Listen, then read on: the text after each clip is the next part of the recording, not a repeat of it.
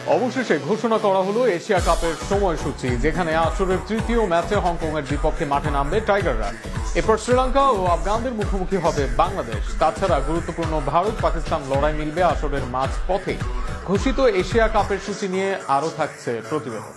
জল্পনা কল্পনা সব শেষে প্রকাশ পেল এশিয়া কাপের সূচি, যেখানে গ্রুপ এতে রয়েছে ভারত পাকিস্তান ওমান সংযুক্ত আরব আমিরাত, আর গ্রুপ বিতে রয়েছে বাংলাদেশ শ্রীলঙ্কা আফগানিস্তান হংকং। অর্থাৎ তুলনামূলক বাংলাদেশের গ্রুপই শক্তিশালী, কেননা এখানে তিনটি বড় দল রয়েছে। অন্যদিকে গ্রুপ বিতে এবারও পাকিস্তান ভারত দুই দলই শক্তিশালী। তবে সূচি অনুযায়ী 9 তারিখ আফগানিস্তান ও হংকং এর ম্যাচ দিয়েই শুরু হতে যাচ্ছে এশিয়া কাপ। এরপর এই গ্রুপের দ্বিতীয় ম্যাচেই হংকং এর মুখোমুখি হবে বাংলাদেশ।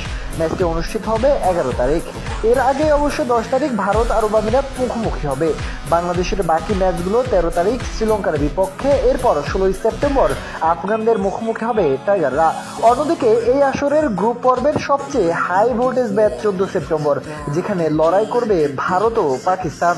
শুরুতে ভারত ও শ্রীলঙ্কায় অনুষ্ঠিত হওয়ার কথা থাকলেও শেষ পর্যন্ত এশিয়া কাপ হবে সংযুক্ত আরব আমিরাতে। আগামী 9 সেপ্টেম্বর পর্দা উঠবে আসন্ন এশিয়া কাপের। 28 সেপ্টেম্বর ফাইনালের মধ্য দিয়ে পর্দা নামবে আঞ্চলিক শ্রেষ্ঠত্বের লড়াইয়ের।